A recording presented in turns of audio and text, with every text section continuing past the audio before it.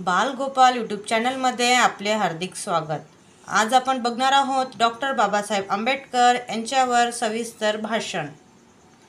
सर्वसामान्यांचे आधार, भारतीय संविधानाचे शिल्पकार डॉक्टर बाबासाहेबांनी दूर केला दीनदलितांच्या जीवनातील अंधार, दीनदलितांच्या जीवनातील अंधार।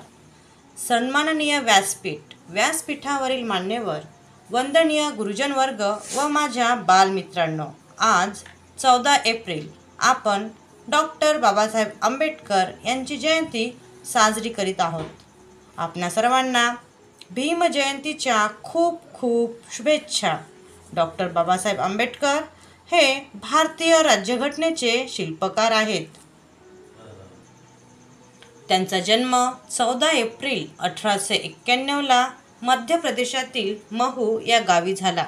त्यांच्या वडिलांचे नाव रामजी सपकाळ आणि आईचे नाव भीमाबाई असे होते। ते लहानपणापासूनच खूप हुशार व महत्त्वाकांक्षी होते। डॉक्टर बाबासाहेबांना शालेय शिक्षण घेत असताना खूप त्रास सहन करावा लागला। बालपणातच अस्पृश्यतेचा सामना त्यांनी केला। त्यांनी शिक्षणाच्या जोरावर जगाला दाखवून दिले की ज्ञान हेच खरं बळ आहे। डॉक्टर बाबासाहेब त्या काळातील सर्वात शिक्षित लोकांपैकी एक होते। त्यांनी आपले उच्च शिक्षण बडोदा संस्थानची शिष्यवृत्ती घेऊन पूर्ण केले। परदेशातून डॉक्टरेट पदवी घेणारे ते पहिले भारतीय होते। शिक्षण हे समाज प्रबोधनाचे उत्तम माध्यम आहे हे ओळखून त्यांनी आपल्या बांधवांना शिका, संघटित व्हा आणि संघर्ष करा असा संदेश दिला। डॉक्टर बाबासाहेब हे स्वतंत्र भारताचे पहिले कायदामंत्री होते। बाबासाहेबांनी भारतीय संविधानाची निर्मिती केली, जी आज आपल्या देशाचा बैकट पाया आहे। त्यांनी संविधानामध्ये सर्वांना समानता, स्वातंत्र्य, बंधुता आणि सामाजिक न्याय यांचे हक्क दिले। त्यांनी दीनदलित समाजाच्या न्याय व हक्कासाठी अनेक आंदोलने व सत्याग्रहे केली। नाशिकमधील काळाराम मंदिर प्रवेश, चौदार तळे सत्याग्रह, मनुस्मृती दहन, पुणे करार, हिंदू कोड बिल अशी अनेक सामाजिक कार्ये त्यांनी केली।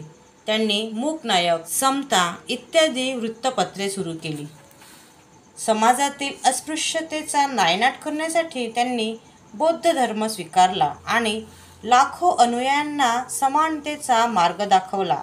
डॉक्टर बाबासाहेब यांचे योगदान केवळ भारतापुरते मर्यादित नसून ते जागतिक स्तरावर मान्यता प्राप्त आहे। 6 डिसेंबर 1956 रोजी त्यांचे महापरिनिर्वाण झाले। आजही अनेक जण त्यांच्या विचारांवर चालून आपले जीवन उज्ज्वल करीत आहेत।